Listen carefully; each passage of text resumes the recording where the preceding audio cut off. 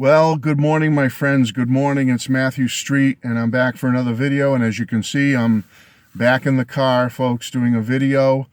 And don't worry, any of you that will get this reference, I will not be eating any Impossible Whoppers and flopping around in this car today. Okay, so any of you that do not get that reference, you'd have to go back a few videos to understand that. No Impossible Whoppers today. Anyway, folks, no, today's a little more serious, a little more a day of reflection.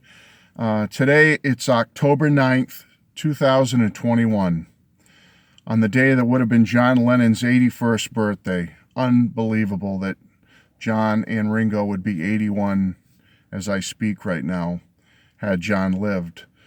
And I just thought I'd do a little bit of reflection for his birthday. I wasn't sure what I was going to do for his birthday. It's really not like the big milestone like last year when he would have turned 80. That was a real big deal. And any birthday is a big deal when it comes to any of the Beatles, and certainly John and George.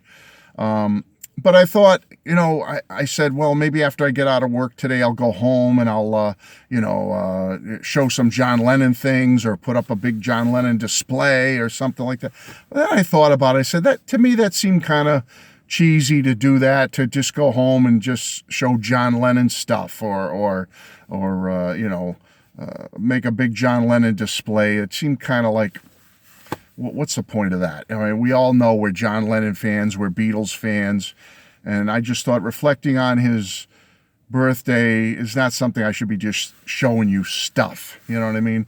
It should be more from my heart, from my mind, reflecting on John and what he meant to me and what he means to you, certainly. And I thought about it and I said, wow, you ever hear that term, the butterfly effect? Simply put, it's like, something small happens, but it can have a larger scale effect on the bigger picture and cause, a bigger bang or bigger chaotic event can happen because of something very small that happens at the starting point. You could look it up and see what butterfly effect means. But I thought about that term and I said, that really can have a meaningful impact on what happened with John, how we lost John when we did, so tragically, so suddenly, so needlessly, that his passing and how it has affected every one of our lives in some way. It had to have. It had to have. I mean, the ripple effect of that in some way affected all of our lives. Think about it for a minute. Give it a little bit of thought. Had John still been here all these years later, and what he would have, how he would have impacted things, whether it be music or culturally or socially. I think about it all the time, folks. I say, what if John was still here now? And how would it have changed my life? And I really think it would have. I really think we would have received a lot more great music from John. I think we would have had the opportunity to see John live in concert and how that would have affected our lives. I know when I saw Ringo live beginning in 1989 and then Paul in early 1990 and all the subsequent times I've seen them live, how it's had an impact on my life and had a big effect on me. And the music they've released, Ringo and Paul, have had a big effect on me throughout my life.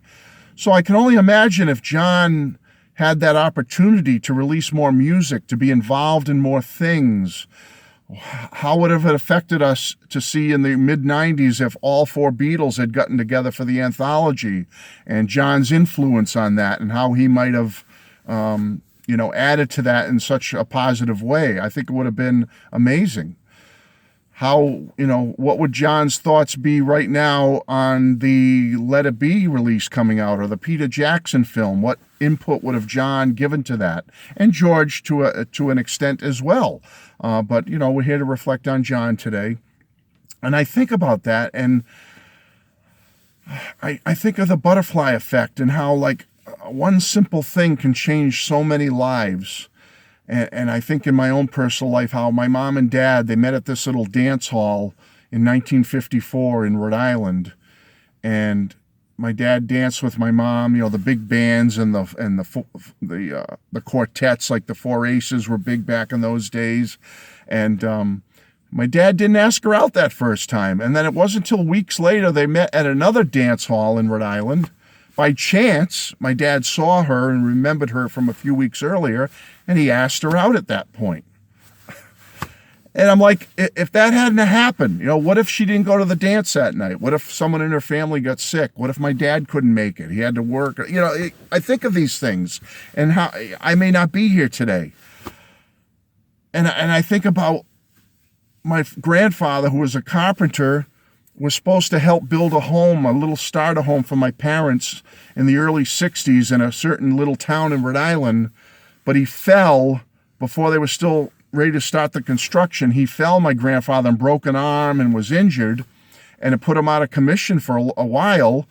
And my parents needed to get a home going, so rather than wait for him to heal, they ended up buying a home in a small town in Massachusetts where I grew up. What I'm saying is, folks, if that didn't happen, if my grandfather hadn't fallen and hurt his arm, would I have been brought up and raised in that small town of Rhode Island instead of the small town of Massachusetts? How would that have changed my life forever? One small thing like that. Losing John the way we did, which was a major thing. How many lives has that affected? I think it's affected every one of our lives, people. I really do.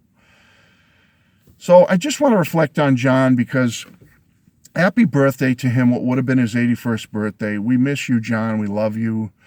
And John would be the first to admit he wasn't a perfect human being. He was flawed. He had his flaws, many flaws. He would say so. Like the rest of us, we're flawed individuals. We have our good side, we have our bad side. And John was the same. He was a human being just like the rest of us, folks. He would be the first to say, I'm not a god, I'm not a deity. I'm not, don't put me up on a pedestal. You know, I came from a tough, tragic background with the breakup of his parents and his mother passing away and his father being absent most of his life. You know, it had a big effect on John, and he would be the first to tell you, I'm a person just like the rest of you. I have my good and my bad, and I got involved in this rock and roll band when I was a young man, and what we did just happened to have a positive impact on many, many people and change many people's lives. He would be the first to tell you. He was, you know, like he said at the end of the anthology, that great statement of John's at the end of anthology, the Beatles we were just a little rock and roll combo, folks, who happened to make it very, very big. That's all. You know, we were people just like you and me, you know, good and bad.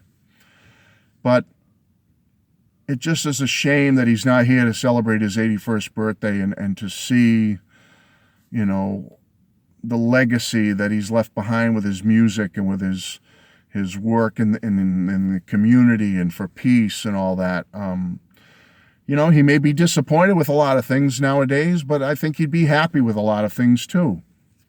So how far the world has come, and there's still work to do. And the music, what music would he have added to the mix that may have made a big difference in all of our lives? So again, I just wanted this to be just a simple little tribute to John, and just say, I miss you, John. Wish you were here. We love you. And, you know, rather than sit here and just, hey, John, here's a picture of John. That doesn't seem appropriate. It's time to reflect. It's time to think. It's time to celebrate what he's given us, albeit so brief, but it's had such a large impact on all of our lives. And that's it, folks. I just want to say happy birthday to John. You know, October 9th, 2021. What could have been, you know, what should have been. That's it, folks. God bless you all. Peace, love, and all that good stuff. And take some time today to think about John, think about his family, certainly Yoko and Sean, and his friends and colleagues, and all those who loved him and will miss him as much as we do. Take care, everybody. Bye-bye.